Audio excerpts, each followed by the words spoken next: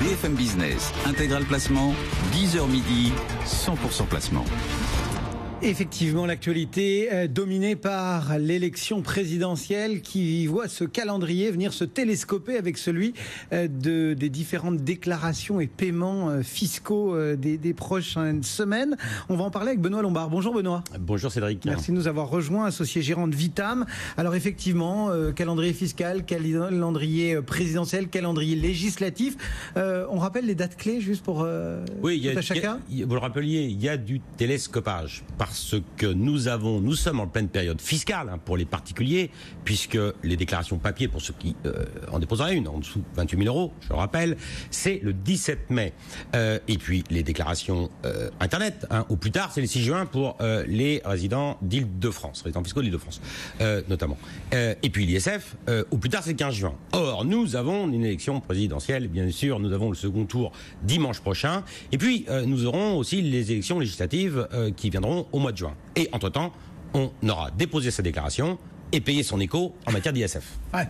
Bon, on va essayer de brosser comme ça les différents cas fiscaux et de voir un petit peu quelles sont les postures à adopter, quelles sont les propositions des différents candidats. D'abord, on va peut-être commencer par l'ISF. L'ISF, je rappelais que le dépôt de la déclaration doit se faire au plus tard le 15 juin dans la déclaration 27-25 pour les contribuables qui ont un patrimoine supérieur à 2 570 000 euros. Ceux qui ont un patrimoine entre 1,3 million et 2 570 000 euros, c'est dans la déclaration papier ou Internet de la déclaration d'impôt sur le revenu. Et on déclare son patrimoine et on le paye pour ceux qui ont un patrimoine supérieur à 2 570 000 le 15 juin. Pour les autres, ça viendra dans la note fiscale de septembre. Et on le fait par rapport à son patrimoine au 1er janvier. Donc, il n'y a aucun changement cette année. Le changement, c'est demain. Donc, ça me rappelle quelque chose. Donc, puisque demain, nous aurons ou une préservation d'ISF telle que l'on connaît aujourd'hui, si jamais Marine Le Pen devait être élue, et si elle avait bien évidemment la majorité qui permet d'appliquer son programme, parce que c'est aussi un autre problème qui pourrait exister aussi sur le candidat Macron. Et Macron, lui, qu'est-ce qu'il demande ? Il demande une modification d'ISF en IFI, impôt sur la fortune immobilière. Seuls les actifs immobiliers seraient assujettis à cet impôt. Du coup, est-ce qu'il y a des options à choisir dès maintenant pour les contribuables ? Alors, il y a deux options, mais je veux juste revenir sur un petit point sur l'impôt sur la fortune immobilière. C'est ce qui existe aux États-Unis, la proparty tax. Alors, j'ai revu les chiffres. Dans les 50 États fédérés qui sont membres donc des États-Unis d'Amérique, eh bien, on a un impôt sur la propriété foncière qui est différent de la taxe foncière. C'est la property tax. La property tax, selon les États, puisque chaque État est indépendant et peut les voter, c'est entre 0,37 et 2,5. Je rappelle que la tranche marginale d'ISF, c'est 1,5. Donc là, on a une espèce d'alignement de la proposition de M. Macron sur ce qui se passe aux États-Unis.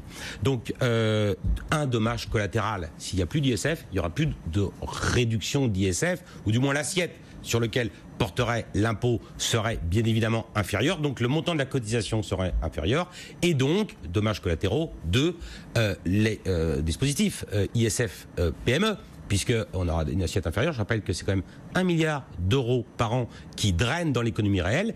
Deuxième victime, si je puis dire, c'est les fondations, puisqu'il y a 220 millions d'euros qui sont collectés donc, pour des fondations.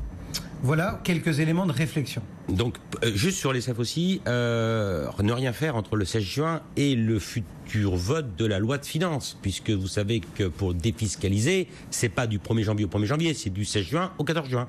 Donc, entre le 16 juin et... Ça dépend des lois de finances. Exactement. Ouais. Et entre le 16 juin et le futur vote de loi de finances rectificative, il sera urgent de ne rien faire. Bon, on passe à l'IR. L'impôt sur le revenu, donc là, c'est pareil, je vous rappelle, le système, il est très simple. Vous jouez toute l'année, on connaît la règle du jeu à la fin de l'année.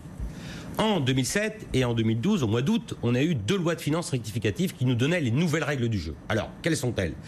Marine Le Pen souhaite une diminution du barème de l'impôt sur le revenu sur les 3 premières tranches. Je rappelle qu'il y en a 4, donc de 10%. Emmanuel Macron ne bouge pas, n'a rien dit sur ce sujet, mais en revanche a estimé qu'il fallait simplifier la fiscalité des revenus patrimoniaux, si je puis dire, en instaurant une plate taxe. Et là, déjà, donc, il y a juste quelque chose à faire. Si jamais Emmanuel Macron était élu, si jamais il avait la majorité pour appliquer son programme, c'est de alimenter son contrat d'assurance vie pour peu qu'on ait plus de 150 000 euros, c'est un montant conséquent certes, à placer. Pourquoi ? Parce qu'on sait que demain, la flat tax s'appliquera également aux revenus qui seront générés par le contrat d'assurance vie à l'occasion du rachat au bout de 8 ans. Aujourd'hui, nous avons une taxe de 15,5 de CSG, plus 7,5 au bout de 8 ans, au-delà de 9 200 € d'intérêt pour un couple. Donc ça fait 23% d'impôt. Demain, nous aurons 30%. Sauf pour les versements qui seraient inférieurs à 150 000 € une fois que la loi de finances serait votée. Ça, c'est un engagement qu'a pris Emmanuel Macron, notamment auprès de la FFA. Il y a urgence, si la loi de finances était votée dès cette année, ça peut attendre. Par exemple, pour cette flat tax, elle pourra n'arriver que dans 3 ans. Un quinquennat, c'est long. Ça dure 5 ans, un quinquennat, Benoît. Guillaume, il y aura une loi de finances rectificative. Les candidats, Emmanuel Macron notamment, a dit qu'il faudrait aller vite. C'est les fameux 3 mois. Et on aura cette loi de finances rectificative en août. Et on aura les nouvelles modifications. Ce sera dès cette année, dès la loi. Vraisemblablement. Il faudra aller vite aussi pour simplifier. Et donc la flat tax s'appliquera aux revenus de cette année. Je rappelle, on joue dans l'année, on a la règle du jeu à la fin de l'année. Là, on l'aura à la mi-d'année, puisqu'on l'aura au mois d'août. Bon, il y a de l'immobilier aussi dans tout ça. Il y a de l'immobilier, mais il y a aussi, on a oublié les droits de les plus-values. Donc, alors sur les plus-values, là aussi, on aura une flat tax. Alors, je rappelle que, notamment pour les créateurs d'entreprises qui vendent leur entreprise, ils ont 175 cas de taxation différents. Juste sur les droits de succession, là, c'est un peu le parent pauvre, puisqu'il n'y a pas tellement... Oui, mais là, on change, on est sur la transmission, il y a les donations et les droits de succession. Donations et droits de succession. Sur la donation, Marine Le Pen veut un abattement de 100 000 € en ligne directe qui se reconstitue non pas tous les 15 ans comme ça actuellement, mais tous les 5 ans. Tandis qu'il y a, je dois le dire, un léger flou sur Emmanuel Macron, puisqu'il nous dit qu'il faudrait favoriser les transmissions. Plus exactement, il voudrait pénaliser les successions non préparées. Donc favoriser les transmissions, tout du moins, nous, on l'espère. Et ben voilà quelques idées à avoir en tête au moment de voter pour les programmes des 2 candidats et ce télescopage fiscal des 2 calendriers. Merci beaucoup Benoît Lombard de vous être livré à l'exercice pour Vitam.